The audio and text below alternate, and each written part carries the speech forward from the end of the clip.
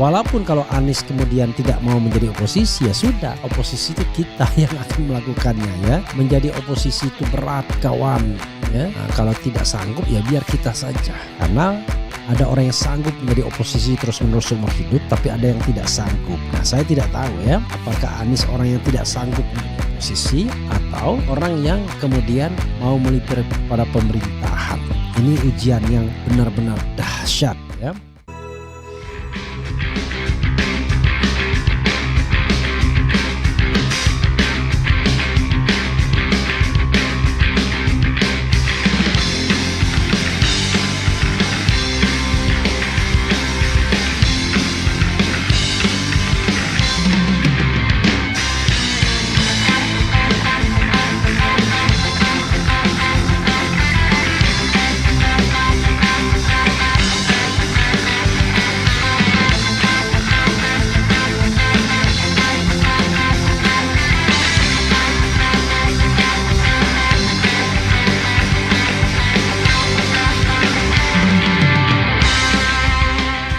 Ada berita yang mengatakan atau menyatakan bahwa Anies Baswedan itu direkrut menjadi menterinya Prabowo Subianto.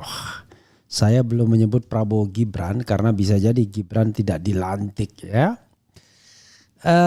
Ini ngeri-ngeri sedap, pasti memunculkan pro dan kontra dan bisa jadi kemudian akan memunculkan perpecahan di antara anak-anak abah lagi sebagaimana pilkada DKI. Oke, ini menarik ya untuk kemudian kita bahas lebih jauh. Oke, yang membuat kabar ini adalah suaranasional.com ya. Beredar kabar Anies Baswedan masuk kabinet Prabowo Gibran ya, beritanya kurang lebih begitu ya. Oke.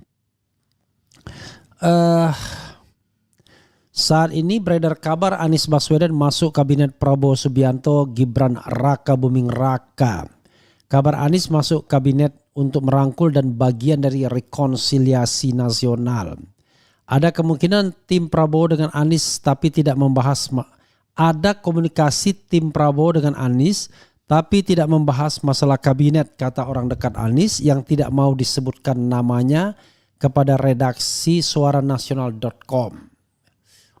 Siapa orang dekat Anies? Sahrin ya kan? Sahrin Hamid. John Odius, siapa lagi ya? Angga Ferdian, siapa lagi ya? Sami ya, kita tidak tahu siapa ya.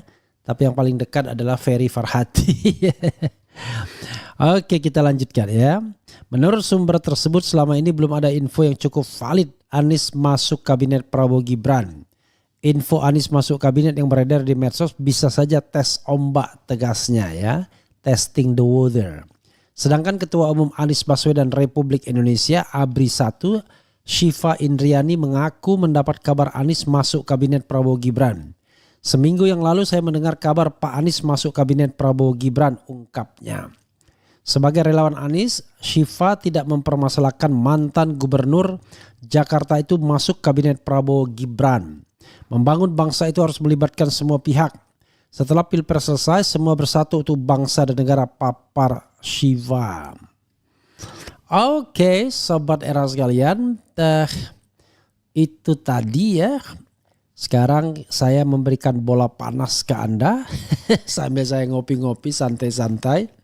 Bagaimana pendapat Anda ya?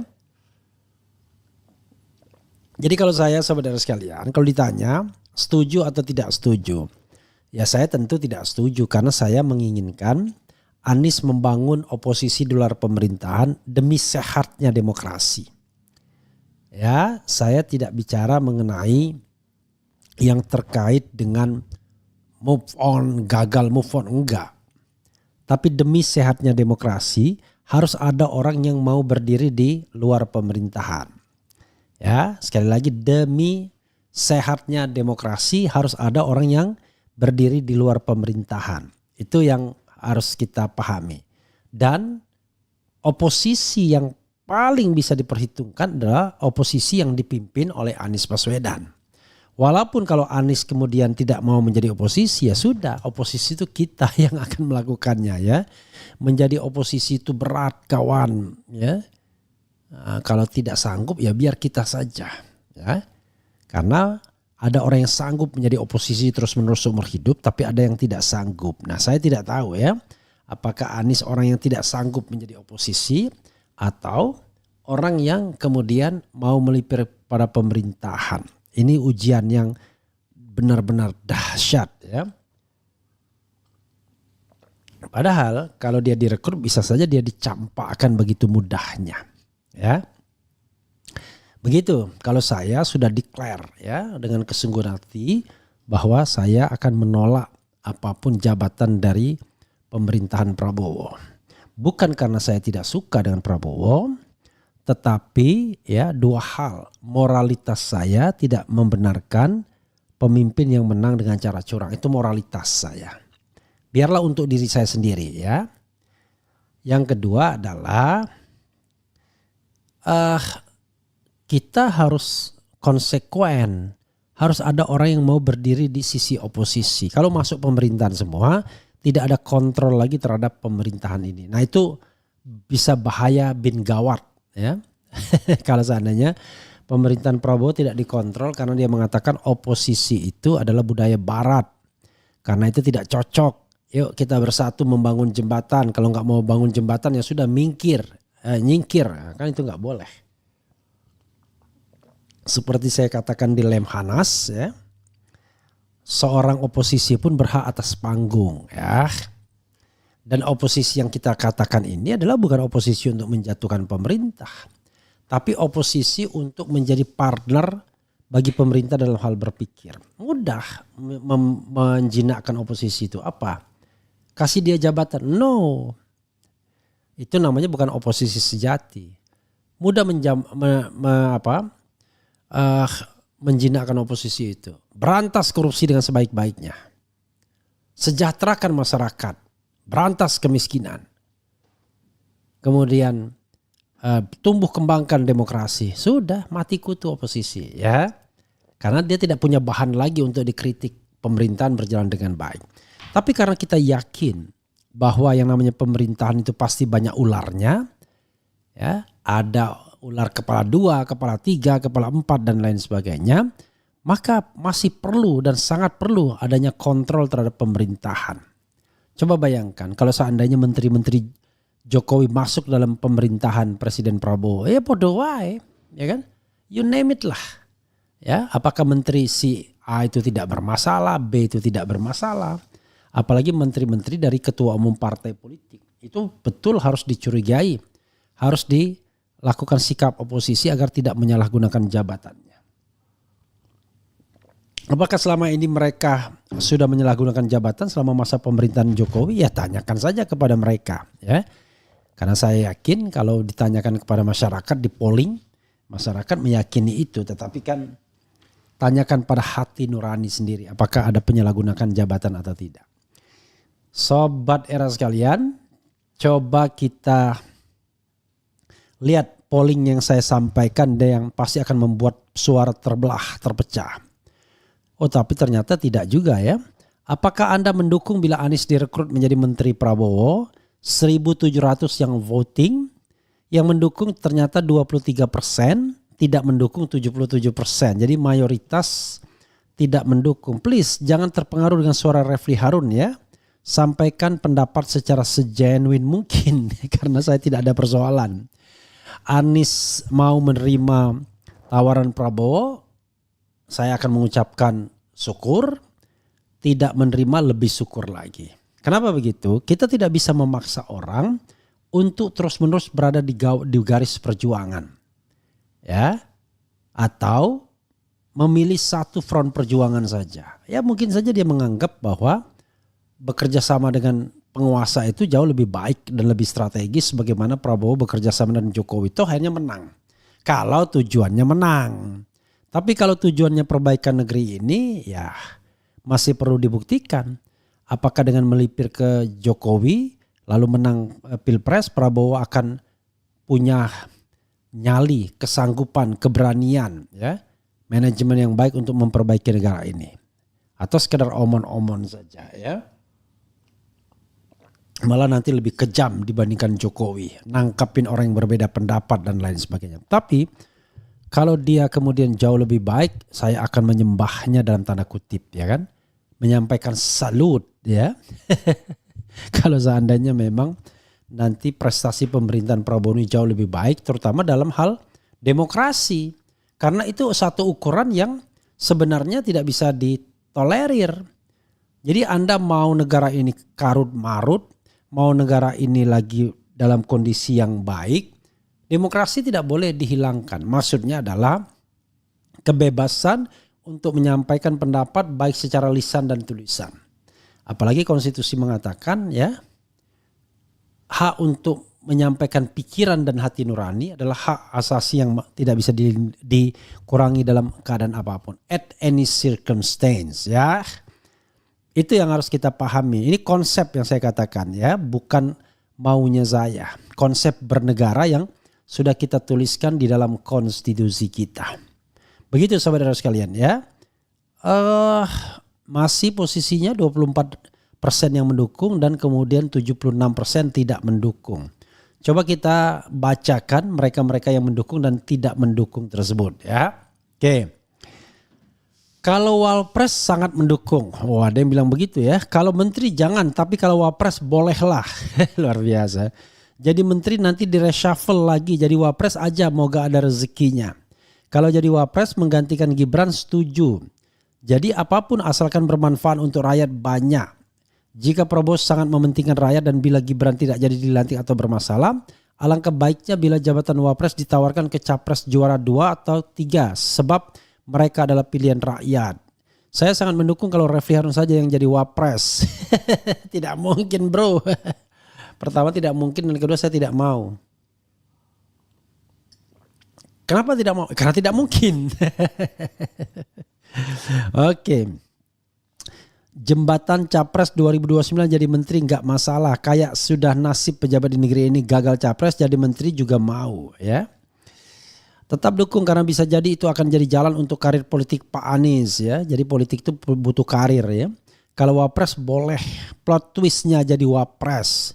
Menteri no, Wapres yes. Bisa jadi supaya kuat Anies jadi Wapres. Kalau Pak Prabowo merekrut Pak Anies itu artinya BS jadi ada rencana lain ya. Artinya BS jadi apa ya? Oposisi lebih terhormat. Apabila Pak Anies mau masuk kabinet maka dia siap ditinggalkan. Ya jika Anies masuk siapa yang jadi oposisi? Yang kasih nilai 11 mustahil. Nah ini ada juga ya masuk akal. Gak perlu. Ntar dicopot lagi malu dah. Jangan ke Prabowo lah. Kalau dia jadi ketua KPK saya dukung. Anies terlalu sombong. Apapun alasannya sangat menghina pendukungnya. Jangan Abah nanti dipecat dengan cara apa kan? Why not? Ada yang bilang begitu. Jawab Kadrun. Luar biasa ya. Ada aja orang menyampaikan ujaran kebencian ya. Kenapa kalau Anda tidak bilang Kadrun itu nggak hebat gitu ya? Ya coba kita bacakan apa yang disampaikan oleh disampaikan oleh sobat RH sekalian ya. Dan untuk mengingat di akhir lagu nanti saya akan mau kasih lagu ya Pemimpin Adil ya, karena itu mengingatkan itu kepada Anies Baswedan. Bang, siapa ketumpar partai yang dilaporkan ke polisi? Ya pokoknya ciri-cirinya adalah ketua umum partai besar ya kan. Partai besar itu cuma 3 di Indonesia. Megawati, ketua umum PDIP yang juara nasional ya. Kemudian yang kedua adalah Bahlil Lahadalia yang juara 2. Kemudian Gerindra Prabowo Subianto yang juara 3. Nah Anda pikir sendiri ya. Kalau seandainya kita bicara patokannya kan beritanya partai besar. Partai besar kalau Nasdem itu partai menengah. PKB partai menengah, PKS partai menengah, kemudian PAN partai menengah, Demokrat menengah juga karena mereka 69, 59, ya 53, kemudian 48, 44 itu partai menengah semua. Sementara Gerindra pun in between karena di 86 ya. 86 oke lah kita masukkan yang besar. Tapi kalau besar itu di atas 100 Gerindra nggak masuk. Maka lebih gampang lagi menjawabnya. Tinggal ketua umum partai Golkar atau ketua umum partai PDIP begitu ya. Oke. Alhamdulillah kalau Pak Anies bisa digait jadi menteri di kabinet Prabowo. Kemudian ya Allah ya Rabbi jauhkan Pak Anies dari orang-orang pemerintahan yang dihuni orang-orang curang dan ambisi semata. Amin. Spill ketua dilaporkan. Wah ini beda lagi ya. Bang RH tol selalu ingatkan dan ingatlah selalu kepada Pak Anies agar kuat imannya. Oke. Bang, bahas pasukan bawah tanah Mulyono yang akan demo di depan Bareskrim. Minta Roy Suryo segera ditangkap karena membuat gaduh dan fitnah Samsul. Bagaimana kalau sebaliknya? Bahwa apa yang dikatakan Roy Suryo itu benar, bahwa yang namanya Fufu Fafa itu adalah Gibran Raka Buming Raka. Kan begitu. Jangan, saya percaya Pak Anies bila tidak ada oposisi di legislatif maka akan ada oposisi besar bernama Revolusi Rakyat. Pak Anies masuk kabinet siap ditinggalkan. Saat keuangan negara buruk dan hutang makin numpuk, menteri semakin banyak, pinter sekali. Jangan Pak Anies tetap di luar pemerintah, tetap berjuang untuk perubahan bersama rakyat. Good banget nih Bang Refli, maksudnya apa? Jangan percaya takutnya isu belaka. Minum kopinya sehari berapa gelas Bang? Belum tentu 1 gelas. Jangan pikir Anda saya pengopi kelas berat. Enggak ya. Bismillah semoga Abah istiqomah. Setia kepada rakyat bukan kepada para pemangku jabatan yang curang terang benderang. Amin. Pak Anies nggak cocok Bang jadi oposisi. Peran itu tidak pernah dijalankan selama ini. Mungkin saja ya. Ya. Yang cocok jadi oposisi itu Refli Harun, Faisal Assegaf, Said Didu. Tapi kita lihat ya. Kemudian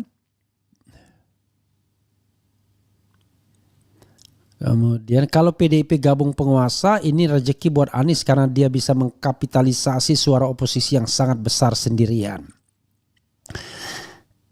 Oke, kata Siwo oposisi budaya barat. Nah, apa berarti korupsi itu termasuk budaya timur gitu? Lihat dong, dengan adanya oposisi di luar sana mereka lebih berkembang ya. Kemudian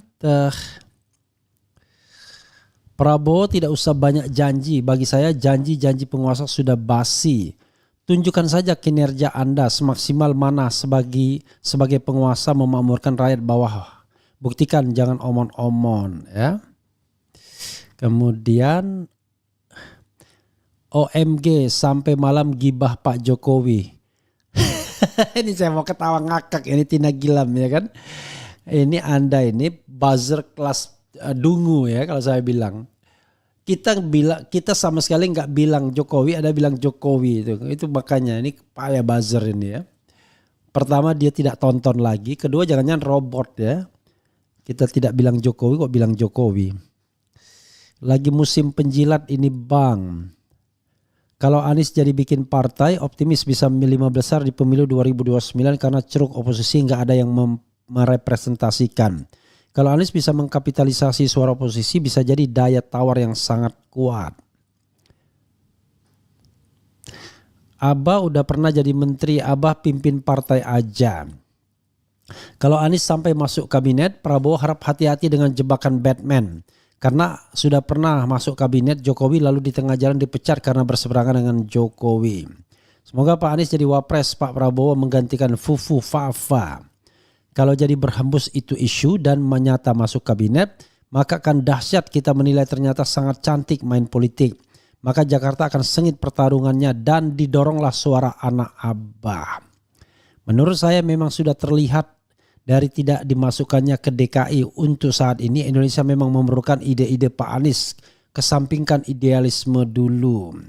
Saya pendukung berat Pak Anies, berharap Pak Anies bisa mengambil tawaran masuk ke kabinet Prabowo untuk gantikan Gibran itu lebih baik untuk loncatan ke depan demi mencegah penjegalan. Omon-omon dari Pak Prabowo biar jagonya menang di Pilkada DKI. Awas, sekarang lagi musim cari suara. Bagus ya Pak Anies nggak usah masuk ke kabinet. Lebih baik buat partai aja. Kabar burung jangan mudah dipercaya. Netral aja Semoga hanya kabar angin. Semoga negeri ini lebih baik. Jebakan Batman agar ditinggal anak-anak abah nantinya disingkirkan juga akhirnya. Kalau Anies masuk kabinet Prabowo, saya pribadi nggak akan dukung lagi bang. Sama kayak waktu Prabowo terima jabatan menteri dari Jokowi. Apapun alasannya kita semua udah sama-sama tahu rezim Jokowi rusak semua.